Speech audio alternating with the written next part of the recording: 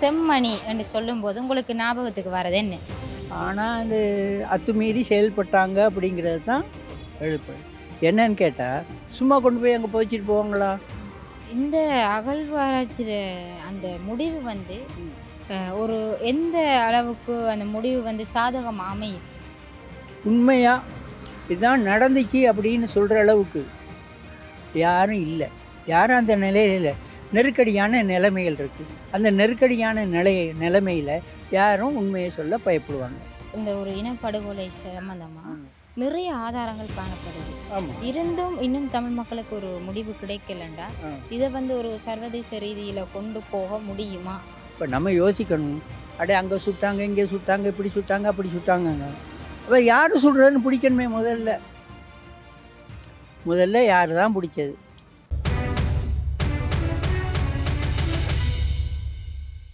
வணக்கம் ஐயா. வணக்கம் வணக்கம். இப்போ உங்களோட தொழில் வந்து டிக்கெட் விற்கிற தொழிலாக இருக்குது. இது எப்படி இந்த அதிர்ஷ்ட லாப சீட்டுகளை நீங்கள் எங்கே போய் பெற்றுக்கொள்கிறீங்க? வெஸ்டர்ன் யூனியன் எங்கள் கம்பெனி இருக்குது. அந்த கம்பெனியில் கேஷ் கொடுத்தா வாங்கணும், கடனுக்கு தர மாட்டாங்க. விற்கலைனாலும் விற்றா முடிஞ்சு போச்சு, எங்களுக்கு ஆதாயமாக இருக்கும். விற்கலைன்னு சொன்னால் கையிலேருந்து போட்டு தான் அந்த காசை கட்டி அதில் எங்களுக்கு வர்ற ஆதாயத்தில் குறைஞ்சி போயிடும். 10 டிக்கெட்னு வைங்களே, 10 டிக்கெட் 60 ரூபா எங்களுக்கு கிடைக்கும்னா அந்த 10 டிக்கெட்டு விற்கலை அப்படின்னா அந்த 60 ரூபா நட்டம், எங்களுக்கு வர்ற ஆதாயத்தில் நட்டம். சரியா? இப்போ 50 டிக்கெட் 60 டிக்கெட்டோ 70 டிக்கெட்டோ ஒரு நாளைக்கு எத்தனை விற்குதோ அத்தனைக்கும் உள்ளது. ஒரு சிலர் கூட குறைய விற்கிறவங்க இருக்கிறாங்க. 1000 டிக்கெட் விற்கிறவங்களும் இருக்கிறாங்க, 500 டிக்கெட் விற்கிறவங்களும் இருக்கிறாங்க, 200 300 டிக்கெட்டு விற்கிறவங்களும் இருக்கிறாங்க. அது எப்படியோ இங்கனைக்கு போகிறது வந்து 150 டிக்கெட் சுவராக போகும். இப்போ நாட்டில் பொருளாதார நிலைமை அந்த அளவுக்கு கொண்டு போய் விட்டுட்டு மக்களோட நிலைமைகளை அதுக்கு தகுந்த மாதிரி தான். இப்போ முன்னே அந்த 20 ரூபா டிக்கெட் விற்றுக்கிட்டு இருந்துச்சு. அந்த நாளும் பெரும்பாலும் 100 ரூபாய்க்கு டிக்கெட் எடுத்தால் எப்படி 125 ரூபா 150 ரூபா கிடைக்கும். ஆனால் தற்போது ஒரு டிக்கெட்டை விலை 40 ரூபா. 40 ரூபான்னு 100 ரூபாய்க்கு 2 தான் எடுக்கலாம். 2 120 ரூபா கொடுத்தா தான் 3 எடுக்கலாம். அப்போ பொருளாதாரம் அதில் போயிடுச்சு. சில வேளை அதில் இருக்கும், ஒரு டிக்கெட்டுக்காவது இருக்கும், இல்லது இல்லாமையும் போயிடும். அப்போ இல்லாமல் போனால் 120 ரூபா போச்சு. வீட்டுக்கு போனால் சண்டை போடுவா, நீ என்ன வாங்கிட்டு வரல, அது வாங்கிட்டு வரல, இது வரல. ஆனால் இந்த மனுஷன் என்ன செஞ்சாருன்னு தெரியுமா? வீட்டில் டிக்கெட் வாங்க விட மாட்டாங்க. வீட்டுக்கும் தெரியாமல் விற்கணும், வாங்கணும். டிக்கெட்டு விழுத்தா ஆனந்தமாக இருக்கும், இல்லைன்னா நாட்டாக போயிடும். ஓகேயா. இப்போ எங்களோட தமிழ் மக்கள் நிறைய கஷ்டங்களை தமிழ் மக்கள் அனுபவித்து கொண்டு வராங்க. அப்படி இருக்கும்போது நல்லா இருக்கு. இங்கே யாரை பார்த்தாலும் நல்லா சந்தோஷமாக தெரிஞ்சாங்க. இப்போ அந்த நிலைமை இல்லை. இப்போ அரசாங்கம் வந்து முதல்ல நினச்சி அதை செய்வோம் இதை செய்வோம்னாங்க. இன்னும் செய்கிற அளவுக்கு அவங்களுக்கு டேலண்ட் பத்தாது. புது அனுபவம் இனிமேல் தான் சொல்லலாம். அது மேடையிலேருந்து 10 பேரும் 10 சொல்லலாம். அதில் கையில் மடியில் இருந்தால் தானே செய்யலாம். இப்போ கையில் காசு இருக்குன்னா ஒருத்தன் 110 ரூபா சாப்பாடை சாப்பிட்றான், 200 ரூபா சாப்பாடை சாப்பிட்றான். ஒருத்தன் போய் ஹை கிளாஸ் ஹோட்டலில் போய் ஐப்பையாக சாப்பிட்றான், 750 ரூபா 1000 ரூபா 2000 ரூபாய்க்கும் 2500 ரூபாய்க்கும் சாப்பிட்றாங்க. அந்த மாதிரி அல்ல. பொருளாதாரம் எப்படி இருக்கோ அதுக்கு தகுந்த மாதிரி தான் இங்கே வாழ பழகிக்கிறணும். இப்படி இருக்கும்போது ஐயா, செம்மணி என்று சொல்லும்போது உங்களுக்கு ஞாபகத்துக்கு வர்றது என்ன? செம்மணி நான் ஆண்டவன் நிறைய அந்த இருக்குது, ஆனால் அது பார்த்தது கிடையாது. இப்போ இந்த செம்மணி புதைகுழி வந்து ஒரு அகழ்வாராய்ச்சி வந்து நடைபெறுது. இந்த அகழ்வாராய்ச்சியில் வந்து தற்போதும் சில எலும்புக்கூடுகள் வந்து எடுக்கப்பட்டிருக்கு, மனித எலும்புக்கூடுகள் வந்து மீட்கப்பட்டிருக்கு. இது வந்து எதை வெளிப்படுத்துது? ஆனால் அந்த அத்துமீறி செயல்பட்டாங்க அப்படிங்கிறது தான் எழுப்பு. என்னன்னு கேட்டால் சும்மா கொண்டு போய் அங்கே புதைச்சிட்டு போவாங்களா? சும்மா கொண்டு போய் யாராவது கொண்டு போய் ஒரு குடும்பத்தில் உள்ளவங்கள அப்படி செய்கிறதுக்கு விரும்ப மாட்டாங்க. ஏதோ பலாத்காரமாக தான் அது நடந்திருக்கு அப்படின்லாம் சொல்லலாம் ஒழிஞ்சு நாங்கள் நேரடியாக பார்க்கல. அவங்க ஆராய்ச்சி பண்ணி என்ன முடிவு எடுக்கிறாங்களோ அந்த முடிவு தான் அவங்களுக்குன்னு விளங்கும் தானே. இப்போ நீங்கள் ரோட்டில் நடந்து போயிட்டுருக்கீங்க, உடனே வந்து காருக்காரன் வேணும்னா பைசைக்கிள்காரனை அடிச்சுவிட்டான். எவன் அடிச்சேன்னு கண்டதார், அவன் தான் அடிச்சுட்டு அவன் பாட்டில் போயிட்டானே. பக்கத்தில் பார்த்தவங்களுக்கு தான் தெரியும், அடே என்னென்ன மாதிரி நடக்குதுன்னு எங்களுக்கு இது முடிஞ்ச அளவு சொல்கிறதுக்கு கஷ்டம்மா. இந்த அகழ்வாராய்ச்சியில் அந்த முடிவு வந்து ஒரு எந்த அளவுக்கு அந்த முடிவு வந்து சாதகமாக அமையும்? நேர்மையாக செஞ்சால் சாதகமாக முடியும், நேர்மை இல்லைன்னா சாதகமாக முடியாது. அது மட்டும்தான் சொல்லலாம். ஏன்னு கேட்டால் உண்மையாக இதுதான் நடந்துச்சு அப்படின்னு சொல்கிற அளவுக்கு யாரும் இல்லை. யாரும் அந்த நிலையில் இல்லை. நெருக்கடியான நிலைமைகள் இருக்குது. அந்த நெருக்கடியான நிலைமையில் யாரும் உண்மையை சொல்ல பயப்படுவாங்க. தமிழ் மக்களுக்கு ஏற்பட்ட இந்த ஒரு இனப்படுகொலை சம்பந்தமாக நிறைய ஆதாரங்கள் காணப்படுது. இருந்தும் இன்னும் தமிழ் மக்களுக்கு ஒரு முடிவு கிடைக்கலண்டா இதை வந்து ஒரு சர்வதேச ரீதியில் கொண்டு போக முடியுமா? கொண்டு போய் சேர்ப்பாங்களா? அப்படி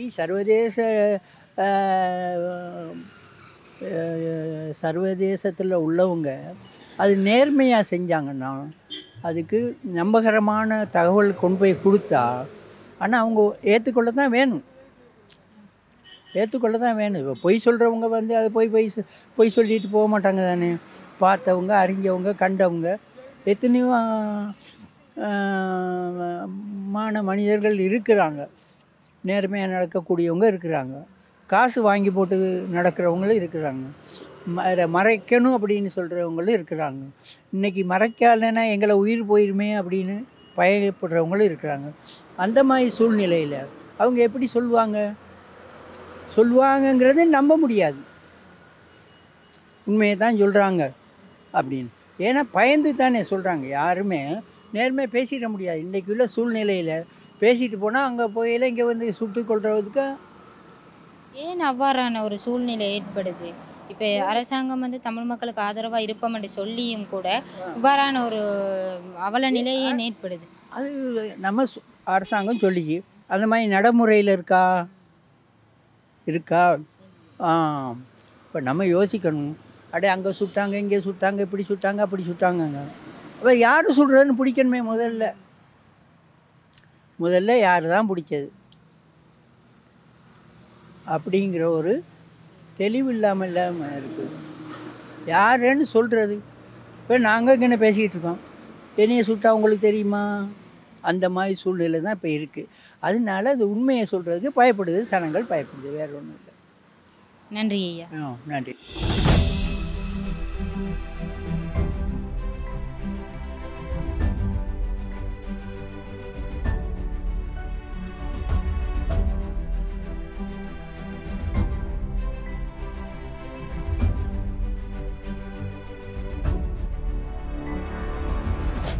ஐயா வணக்கம். வணக்கம்ப்பா. நீங்கள் எந்த இடம் தானோ? நான் முருகண்டியாப்பா. சொந்த இடம் வந்து பதில் கொழும்பு இருப்படம். இங்கே வந்து நாங்கள் முருகண்டியில் கனகாலமாக இங்கே வாழ்ந்து கொண்டு இருக்கிறோம். குழந்தை குட்டி குடும்பத்தோடு கிண்ணத்தில் இருக்கிறோம். உங்களோட தொழில் என்ன மாதிரி போகுது? ஒரு நாளைக்கு எத்தனை பேர் வருவாங்க இங்கே? தொழில் பிரச்சனை இல்லாமல் தொழில் வந்து கொண்டிருக்கு. அவ்வளோ பெருசாண்டி சொல்ல இயலாது. ஏதோ இந்த குடும்பத்தின் சீவியத்துக்கு ஏற்ற மாதிரி போய்கொண்டிருக்கு. அதனால் எனக்கு இந்த பிள்ளைகளோட படிப்பு செலவு அது இது அப்படி இப்படியெல்லாம் பார்க்க போகிறேன்டா பத்தாக்குறை தான். என்ன செய்கிறது? ஒரு மாதிரி இப்போ பிள்ளைகளை வச்சு சமாளித்து கொண்டு இருக்கிறத ஏற்ற மாதிரி ஒரு மாதிரி உருட்டி ஒரு மாதிரி சமாளித்து போய் கொண்டு இருக்கிறோம். 10 ஆண்டு சொன்னாப்புல ஒருத்தவங்க சில போகிறாங்களா? இல்லை தானே. நாங்களே வச்சு நாங்களே தான் சாப்பிடுவோம். இதில் என்ன ஒரு நாளைக்கு சில நேரத்தில் 1000 வரும், 2000 வரும், 500 வரும், 5 ரூபா இல்லாமையும் வரும். அடுத்தவங்கள்ட்ட சில ஆட்கள்கிட்ட பஸ் காசு வாங்கிட்டு போகிற கட்டமும் வரும். என்று சொன்னால் அது ஒரு நிரந்தர தொழில் தான் இது. ரெண்டாலும் ஒரு சூது விளையாட்டு மாதிரி போய்ப்பான் மாதிரி. சில நேரம் வரும், சில நேரம் வராமல் இருக்கும். செம்மணி என்று செம்மணி புதை நிலம் இருக்குத்தானே, அதை பற்றி அப்படி என்று கேள்விப்பட்ட உடனே உங்களுக்கு நினைவுக்கு வாரது என்னதான் இருக்குது? செம்மணி சொல்லிக்குள்ளே அப்படின்ட்டு இதனைக்குள்ளே அப்படின்ட்டா அந்த ஒரு பயங்கரமான இடம் தான். அந்த இடம் ஒரு பேய் ஊசலாடுற மாதிரியான இடங்கள் இருக்குது. அது அந்த இடத்துல இருக்குது. பேய் ஊசலாடக்கூடிய சாத்தியக்கூறுகள் இருக்குன்னு சொல்கிறாங்க. அது என்ன மாதிரின்றது எங்களுக்கு அதுகள் அவ்வளோ பெருசாக தெரியாது. இப்போ தற்போது செம்மணி புதைக்குழு அந்த இடத்துல அகழ்வாராய்ச்சி நடைபெறுது. இந்த அகழ்வாராய்ச்சியில் தற்போது மனித எலும்புக்கூடுகள் தற்போது மீட்கப்பட்டிருக்கு. இது எதை வெளிப்படுத்துது?